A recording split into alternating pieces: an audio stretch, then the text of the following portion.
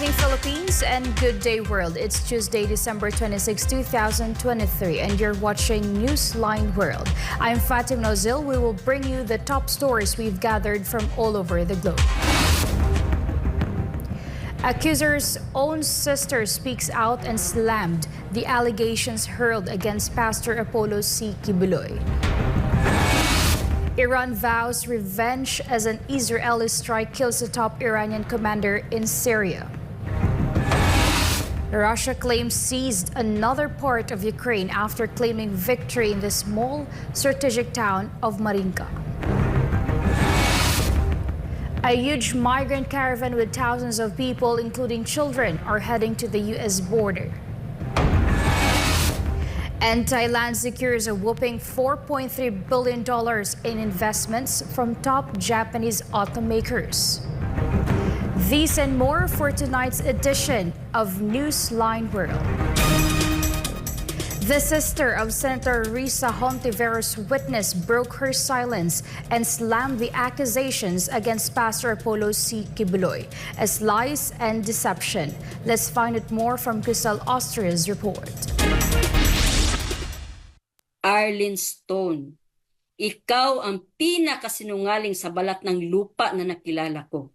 This statement came directly from Australia Caminong Termis, the sister of Senator Risa Hontiveros' witness who made accusations against Pastor Apollo C. Kibuloy. This followed the release of Hontiveros' resolution seeking to investigate the accusations against the Reverend Pastor. The senator's resolution focuses on the accusations of human trafficking, rape, child abuse hurled against the Kingdom of Jesus Christ led by Pastor Apollo. Hontiveros held a press conference on December 12, the day the resolution was released. She also released a video of Arlene Stone, the said witness, blatantly accusing Pastor Apollo. Stone is currently based in Minnesota, USA. She claims to have been a full-time worker and a pastoral associate close to Pastor Apollo, thus knowing the accusations against him and the entire KOJC. Meanwhile, in her vlog posted on Christmas Day, Australia Caminong Termis shared her life as a worker within the congregation of the Kingdom of Jesus Christ. Ako si Tring Caminong Termis, biological sister of Arlene Caminong Stone. Para sa kaalaman ng lahat, Arlene Stone is 7 years in the ministry as a full-time worker, and I am 32 years of being full-time worker in the kingdom. Yung pagsisinungaling niya na pinilit daw siya na mag-full-time, gitraffic daw siya, makapal lang talaga ang mukha niya siguro. Pagiging pastoral daw niya, wala yan siya sa listahan, mga kababayan. Wala sa listahan ng pastoral. Kahit anong klaseng kasinungalingan, merong tatayo na katotohanan. Australia Caminong Termis said she is willing to testify against her own sibling. Kaya nyo ba kaming sagutin kung kami lahat tatayo sa inyong harapan, magpapatunay kung ano kayo? At kung sino si Pastor Apollo C. Kibuloy? Mayroon bang nagturo sa inyo na magpipi kayo? Bakit? Kayo lang ba ang nagtitinda? Huwag mo kaming lukuhin. Dahil ako mismo, nagtitinda din ako. Ginawa ko din ang pagtitinda ni kahit minsan hindi ko ginawa ang magpipi kagaya ninyo. Meanwhile, Termis issued a warning to Senator Hontiveros about Stone's falsehood, urging her not to diminish her senatorial standards based on unfounded accusations. Kawawa naman yung mga bobong tao na mauto nyo. Senator Risa Hontiveros, mataas ang pagtingin ko sa inyo, ma'am. Pero kung ito, mga taong ito ang mag-uuto lang sa'yo, mabuti pa ang grade 1 section 10 sa'yo, ma'am. Huwag nyo ibaba ang kalidad ng inyong pagkasenador. Mauto lang pala kayo ng mga sinungaling na ito. Attention, honorable senators, your honor. Huwag kayong magpapauto sa mga ito.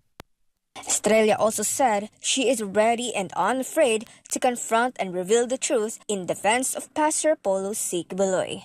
For God and my beloved Philippines, Crystal Austria, SMNA News. Members of the Kingdom of Jesus Christ who are part of the Pastoral Care Department refuted the issues and accusations against Pastor Apollo C. Kibuloy. Carlo de la Peña reports. Several workers and members of the Kingdom of Jesus Christ have spoken up in response to the accusations against Pastor Apollo C. Kibuloy. One of them is Diane Hortaleza, a former dancer from the largest noontime show on television. Hortaleza, who battled depression, found hope in Pastor Apollo's message about the power of the Lord's love, considering it a second chance at life. I'm gonna tell you, honestly speaking, since the moment that I went full-time, I've been almost around the world together with our beloved pastor, and I'm very, very grateful for that. Thank you, Pastor, for giving me the chance to roam around the world. I've been in the whole of Asia, in Europe, in Middle East, and because of the King is Coming tour of our beloved pastor, I'm part of the Kingdom Choir as main singers, and I'm forever grateful for that. And at the same time, one of the pastoral care, and for 16 years of service in the kingdom, I'm very, very happy, very, very grateful to be part of it, and no regrets at all. Hortaleza refuted allegations that workers of the Kingdom of Jesus Christ in the Pastoral Care Department are confined. She also talked about how they toured the world after participating in the King is Coming tour to spread a message of repentance to people in different countries. I almost killed myself because of extreme sadness. But thankfully, during that time, I was just saved by one man who is preaching on TV about the message of the power of God's love. And that is our beloved pastor, Pastor Apollo C. Kibuloy. Thank you, Pastor, because this is my second life. Utang na loob ko lahat to. Itong buhay na to kay Pastor talaga. Kasi kung wala yung mensahe niya that day, and I began to watch him secretly for 6 months during that time, and finally decided on year 2007 to go full-time. Because I was enlightened by the message of salvation, I was enlightened by the message of love that comes from the Almighty Father. So, I'm one of those millions na binago from deep within, inside of me. Now, sa mga questions, masaya ba kayo dyan? Malaya ba kayo dyan? Malayang-malaya po kami. Kasi kung hindi kami malaya, paano kami nakaka-tour all over the world? Arlene Rillion, another full-time worker, said that she willingly entered the ministry and that she was never forced to do so, contrary to accusations against Pastor Apollo. Nagpalabas ako ng vlog ngayon to the mere fact po na depensahan ko po ang ating mahal na pastor at ang buong Kingdom Nation, because as a full-time recruit worker, on my end, alam ko po kung ano yung katotohanan, and I know where I am standing, at alam ko po kung ano po yung pinasukan ko ng ministry. Zarina Buenafe, also part of the Pastoral Care Department, explained that undergoing correction or discipline is a normal process for kingdom workers. Hindi ko maaatim na ganyanin po nila ang aming pinakamamahal na pastor. Kaya magsasalita at pagsasalita na po kami. Kami po ang real pastoral. Been in this ministry for 2 decades, through thick and thin. At bilang isang pastoral, bilang isang mga full-time miracle worker, we are being molded to become a dignified woman. Siyempre po, tulad sa isang pamilya, pag pinagsabihan, kapag kinoret, nagkasala, nagkamali dahil may ginawa kang hindi maganda, siyempre papagalitan ka, ang magulang mo minsan papaluin ka. What's wrong with that? Diba? It's discipline. Kung mahal ka ng magulang mo, ididisiplina ka. Tulad sa isang normal na pamilya. At bilang isang manggagawa sa Kingdom of Jesus Christ, discipline is not a big issue. And we love to be disciplined. Dahil mapipil namin yung love ng Ama. Dahil He never let us astray to go to damnation. Kaya dinidisiplina kami. These individuals also said that more vlogs like these will be released as members and workers cannot tolerate the lies and accusations against Pastor Apollo. Expect more testimonies defending Pastor Apollo to clarify the real lives of the workers of the Kingdom of Jesus Christ. For God and my beloved Philippines, this has been Carlo de la Peña, SMNI News. Meanwhile, officials in Iran and its allied militant groups in the region vowed revenge after an Israeli airstrike killed a high-ranking Iranian general in Syria. Melchizedek has the news. Concerns for a greater regional war arose after an Israeli airstrike claimed the life of General Sayed Razi Mousavi, commander of the Iranian Revolutionary Guards in Syria. Iranian officials and its allied militias in the region vowed to retaliate after the airstrike was carried out in the Syrian capital of Damascus on Monday. The Iranian Revolutionary Guards Corps, through its state media, warned that Israel will pay for this crime. Meanwhile, Iranian Foreign Minister Hossein Amir-Abdollahian said that Tel Aviv faces a tough countdown and acknowledged Mousavi's contribution to the security of Iran and the region. As a longtime military advisor, Mousavi plays an important role in Iran's regional network of allies and proxies known as the Axis of Resistance. The high-ranking commander is responsible for coordinating the military alliance between Syria and Iran as the Axis of Resistance. The United States' support towards Israel in the ongoing conflict in Gaza also triggered concerns for the greater regional war. To note, the United States announced a multinational task force to counter attacks from Houthi rebels in Yemen as the latter demanded more aid for Palestinians in Gaza. Reporting this has been Melchizedek Cadiz, SMNI News, Kuwait. The Israeli military released another footage of what it claims to be the inside of a huge tunnel dug up by Hamas, where Israeli hostages were found dead. Franco Baranda has the news. The Israeli Defense Forces released a footage showing a labyrinth-like tunnel that lies 32 feet below schools and hospitals in Jabalia refugee camp near Gaza City. Of the 5 killed Israelis, 3 of them were soldiers, while 2 were civilians. Soldiers also discovered 5 dead Israeli hostages incident, and according to them, these hostages were abducted during the October 7 attack and brought them back to Israel.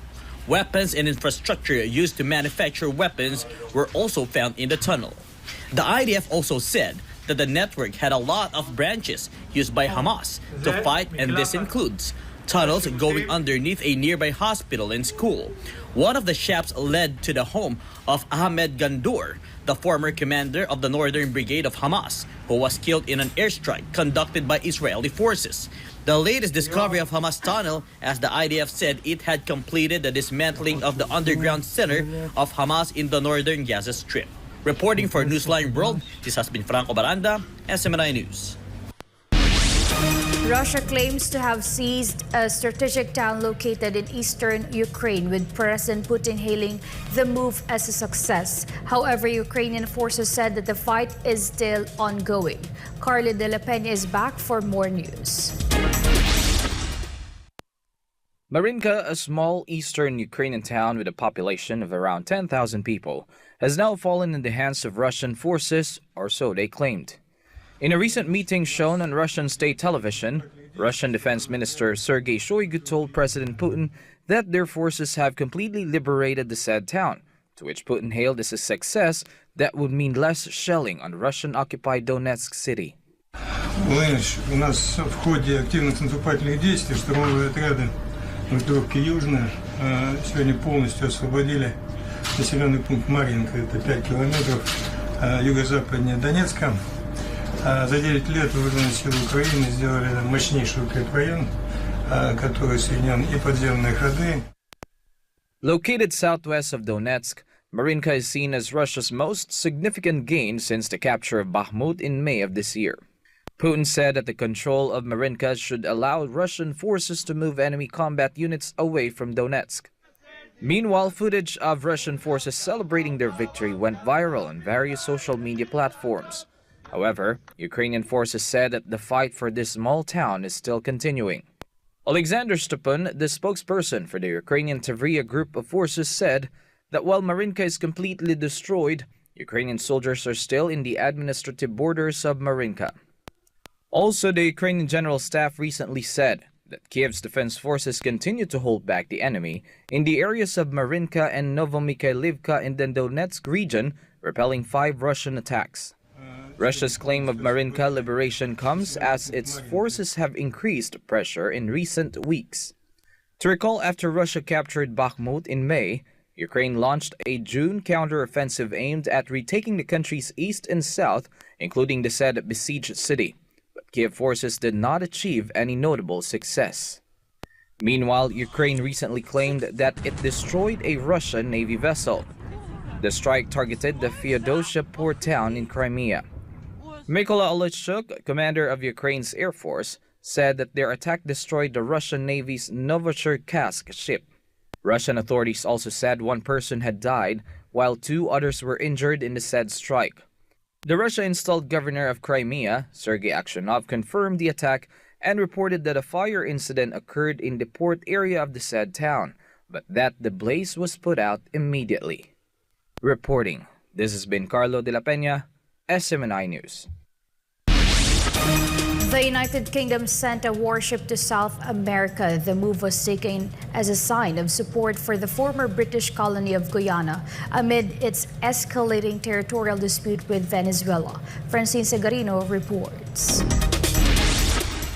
The British Royal Navy deployed patrol warship HMS Trent in the region as tensions over the mineral and oil-rich territory of Essequibo have raised worries of a potential military conflict. HMS Trent will participate in joint exercises with Guyana after Christmas. The territorial dispute, which started in the 1830s, intensified after a large reserve of oil was discovered in the contested region in 2015. Guyana accused Venezuela of possible annexation after more than 95% of voters supported a referendum held earlier this month to claim sovereignty of Essequibo. Brazil is trying to cool down tensions by sending army trucks to Pacaraima, which borders Venezuela and Guyana. Venezuela believes that the Essequibo region was unjustly taken from them when Britain occupied Guyana and declared it a British colony in 1831. However, Guyana maintains that the land has been part of their country for almost 200 years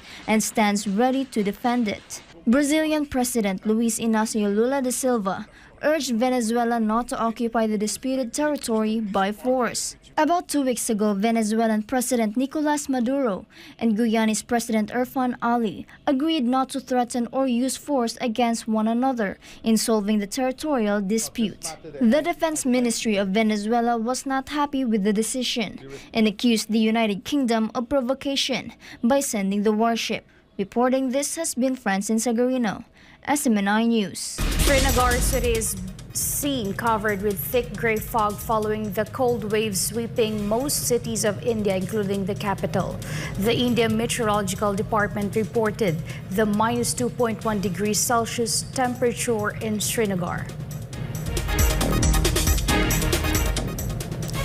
Several places in India, including Karpura, Durgan, Srinagar, Jammu, and Kashmir, show the roads and pond covered in heavy fog. But despite the difficulty, citizens are driving cars and riding boats. Heavy fog reduced visibility to 91 meters for motorists, causing inconvenience. A significant number of flights to Kashmir were cancelled, as were flights across India, including New Delhi, where the temperature dropped to 9.1 degrees Celsius on Sunday. In the capital, flights were disrupted at the Indira Gandhi International Airport, leading to delays or diversion of flights to other airports. According to the Indian Meteorological Department, the harsh winter in the Kashmir Valley, known as Chile Kalan by locals, will continue till January 30, 2024. Elsewhere in India, the temperature dropped to minus 4.3 degrees Celsius in Pahalgam, minus 3.5 in Gulmarg, and minus 2.6 in Kazigun. 4 trillion pesos worth of investments. That is the result of the foreign trips of President Ferdinand Marcos Jr., according to the report from the Department of Trade and Industry. Kreslin Catarong reports. The Department of Trade and Industry reported a total of 4.019 trillion pesos worth of investment across various stages, resulting from President Ferdinand Marcos Jr.'s visits to different countries. DTI stated that the 4 trillion pesos investment comprises 148 projects as of December 21, 2023 monitoring of consolidated and processed investments. The mentioned investment amount falls into the following categories: Investment Promotion Agency registered with operations at 11.4 billion pesos, business registered at 54.75 billion pesos, IPA registration in progress operations at 282.8 billion pesos, signed agreement with clear financial project value at more than 544 billion pesos, signed MOU or letter of intent at 1.588 trillion pesos, and confirmed investment not covered by MOUs or LOIs and still in the planning stage amounting to 1.522 trillion pesos. The DTI's monitoring includes business engagements during President Marcos' visit to Tokyo for the ASEAN-Japan Commemorative Summit. During this event, an additional 14 billion pesos was added to the total value, covering 9 investments in total projects. In DTI's update on December 14th, the agency added the presidential visit to the United States for the Asia-Pacific Economic Cooperation, or APEC leaders meeting in San Francisco, added 37.2 billion pesos to the total value and 6 to the total number of projects. These investments span the telecommunications, artificial intelligence, manufacturing, health sciences, pharma manufacturing or health services, and energy sectors. For God and for my beloved Philippines, this has been Kreslin Catarong, SMNI News. Japan has secured enough funding to build 2 massive destroyers to be completed within the next 4 years. Ria Saito reports.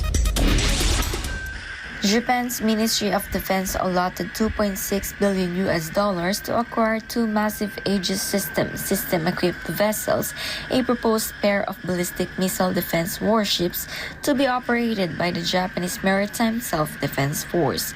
The plan will replace Japan's abandoned land-based Aegis Ashore ballistic missile defense system. The Defense Ministry plans to start construction of the 2 destroyers by next year and complete the project by 2028.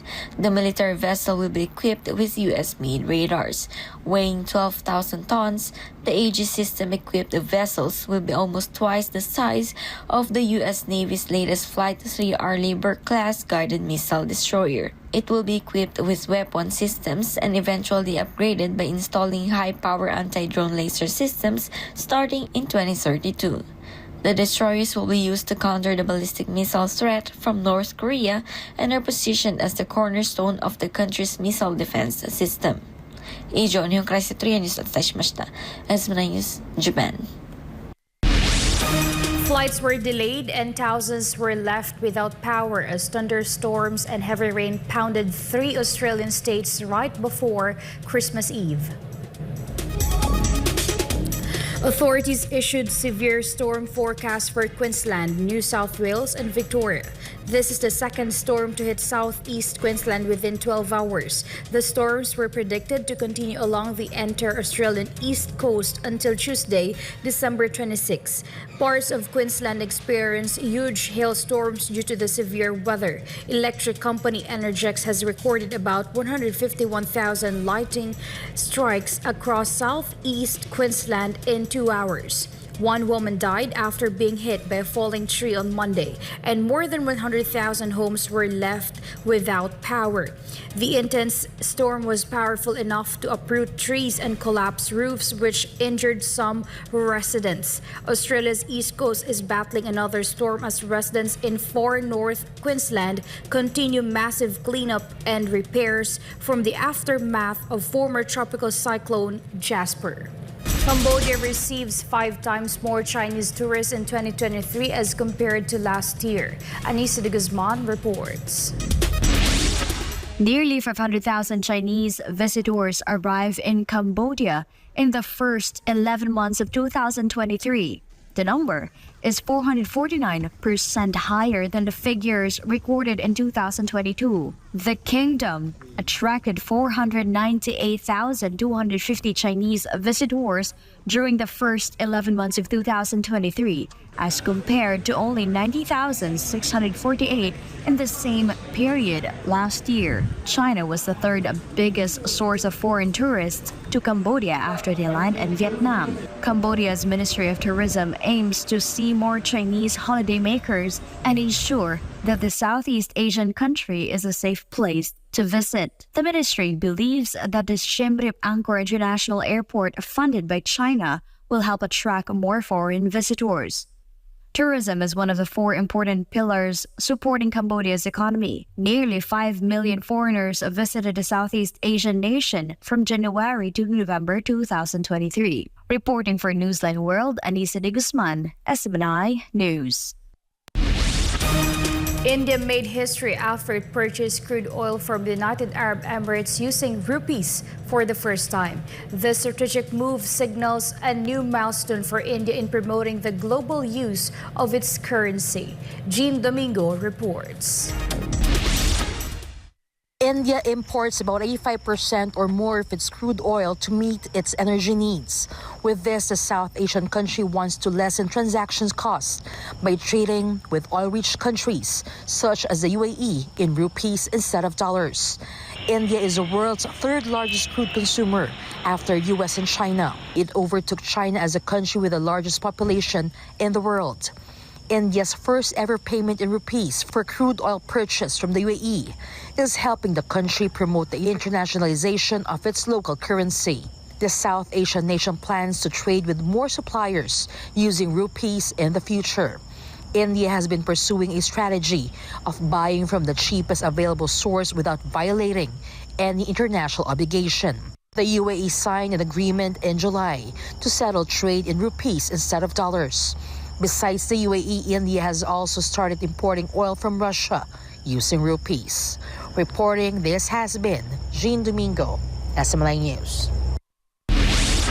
The Philippine National Police is continuing its operations against potential security threats posed by the CPP-NPA amid the celebration of the 55th anniversary of the said terrorist group. Paul Montibon reports. The Philippine National Police maintained that it will not halt its operations against enemies of the state, even during the 55th anniversary of the Communist Party of the Philippines and its armed wing, the New People's Army in the country. In a media interview, PNP Chief Police General Benjamin Ocorte Jr. emphasized that as long as crimes are occurring, their program against wrongdoers, especially if it poses a threat to the public, will persist. There is no pronouncement yet of suspension of military and police operations. To my point of view, pag may krimen na nangyari, there is no such thing as suspension. Pag actual commission of the crime, especially when actual commission of the crime, the police officers have to respond. At present, the celebration of the movement remains negative for any threats to public security, although they continue to monitor communist terrorist CPP-NPA. Kasama na yan sa mga binabantayan natin.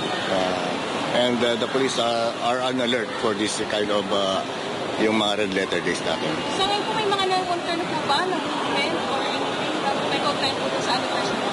So far wala naman po except for some monitored na yung plan of rallies, protests, wala namang serious. Meanwhile, the Philippine military said it does not recognize the 2-day ceasefire demanded by the CPP-NPA during the commemoration of their movement's founding in the country.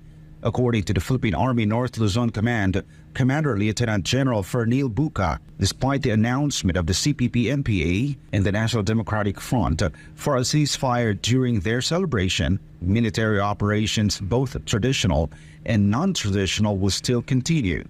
The military also believes that the declared ceasefire will be exploited by the CPP-NPA to undermine the hard-earned progress in the fight against insurgency. Buka also acknowledged that the sacrifices of soldiers who are away from their families this holiday season to fulfill their duty and ensure the safety of communities. On the other hand, the military continues to urge remaining members of the CPP-NPA in the country to abandon armed struggle, surrender, and embrace peace for the nation's progress and the opportunity to reunite with their families. Meanwhile, on the side of the PNP, nakita naman po nila yung sinseridad ng ating gobyerno para sila ay yakapin at tanggapin sa kanilang pagbabagong buhay. At yun ang nakikita po nating malaking tulong yung ating enhanced comprehensive integration na local integration program ng gobyerno ay napakalaking pong bagay para makita po yung sinseridad po ng gobyerno na sila ay tanggapin. Hindi lamang sila, pati na rin po yung kanilang buong pamilya para sama-sama nga po natin na maisulong itong ating kapayapaan sa buong bansa po natin. For God and the country of Philippines, this has been Paul Montemon, SMNI News. While the Philippine military considers the operation in Malaybalay City, Bukidnon a success, the troops expressed grief that the incident that resulted in the death of 10 members of the communist group had to happen. Almar Forsuelo has the details. The encounter between the military and the communist terrorist group Communist Party of the Philippines, New People's Army, and National Democratic Front of CPP, NPA, NDF in the Philippine province of Bukidnon on Christmas Day has claimed the lives of over 10 members of the said group. This was confirmed by 4th ID Commander Major General Jose Maria Cuerpo II in a press briefing on Tuesday. Today, just a few minutes ago, we were informed by the operating group that they found another dead body ito sa area. So that's the 10th body na nakuha. To recall, on December 1, 2023, the 4th Infantry Division of the Philippine Army received information that the communist terrorist group CPP, NPA, NDF would launch an attack on a construction company in Barangay Canayan in Malaybalay City, Bukidnon. This prompted the military to conduct an operation in the area. Starting December, may mga reports kami na magkandak ng harassment ang itong mga terrorist grupo. Dito na to sa malapit sa next. Ito na malapit dito sa Barangay Canayan, yung ground zero, no? Na susunugin nila yung equipment ng isang construction company dyan.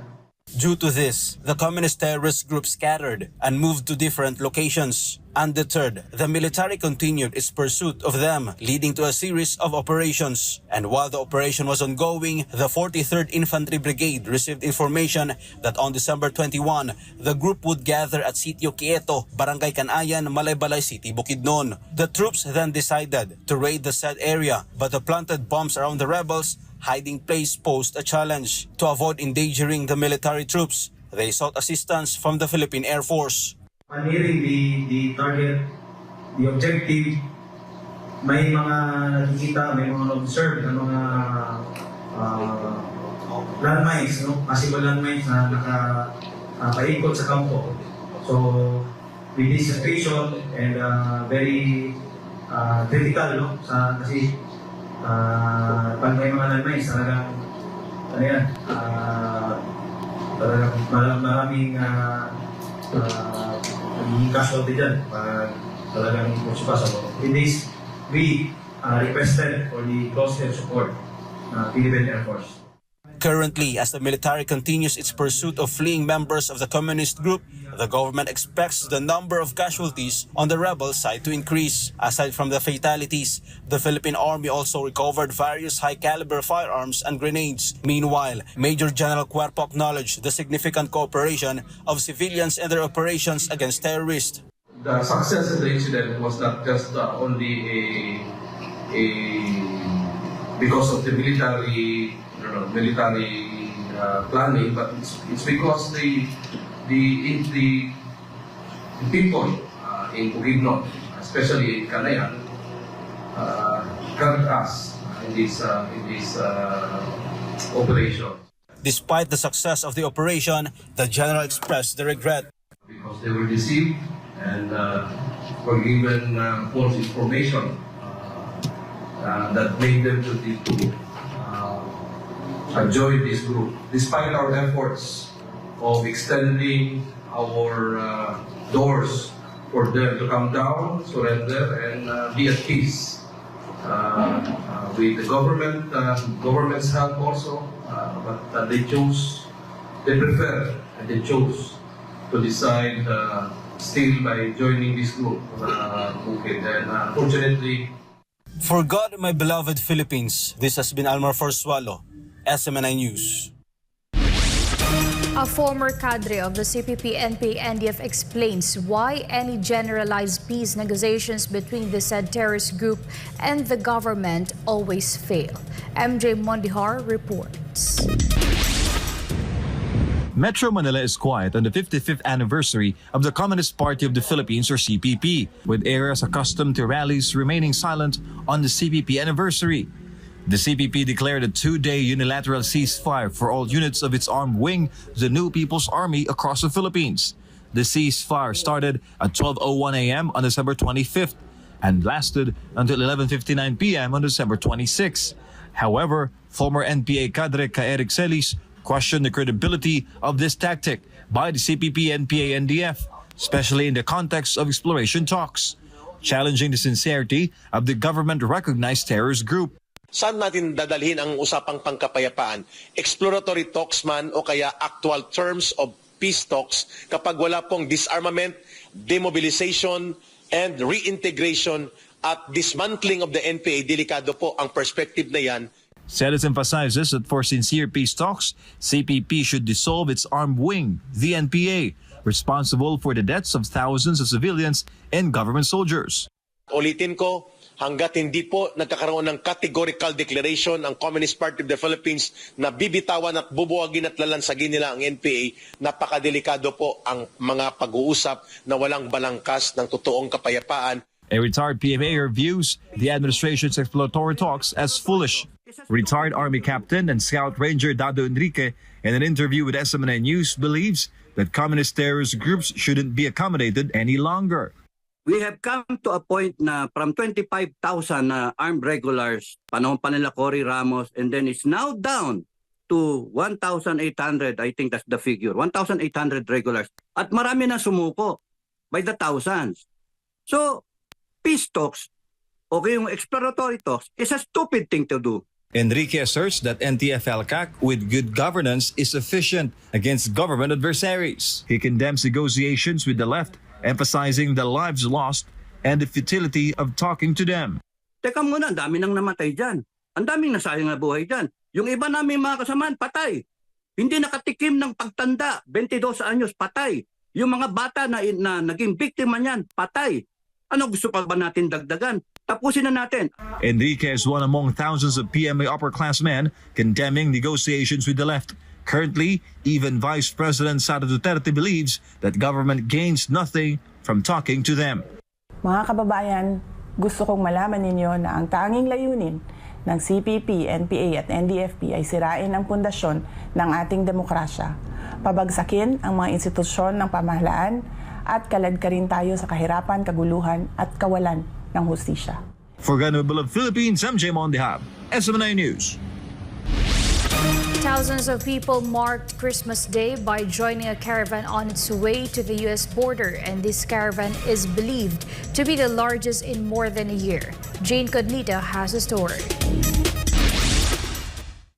A massive caravan of migrants is making its way through Mexico towards the U.S. border. These people originated from Central America, Cuba, Venezuela, and other nations. Reports say this caravan consists of around 6,000 individuals, including young children, and they started their journey from Tapachula, near the Mexican border with Guatemala, just days before U.S. Secretary of State Anthony Blinken is set to visit Mexico City. Blinken will travel to Mexico on December 27, together with other U.S. officials, to discuss the unprecedented irregular migration in the Western Hemisphere and identify ways Mexico and the United States will address border security challenges, including actions to enable the reopening of key ports of entry across the shared border of the two countries. The migrant crisis along with the U.S. borders remains one of the most debated issue in the country. In May, Mexican President Andres Manuel Lopez Obrador agreed to receive migrants rejected by the U.S. These include migrants from Venezuela, Nicaragua, and Cuba who did not adhere to specific migration rules. But the deal's effectiveness in curbing post-pandemic migration looks insufficient given the renewed surge in migrant numbers. And to curb the influx of migrants, U.S. authorities have closed border crossings in Texas, Arizona, and California. Reporting, this has been Jane Conita, SMNI News.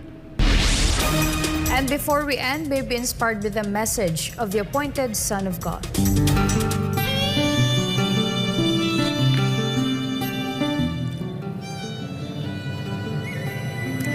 Every day may not be good, but there's something good in every day.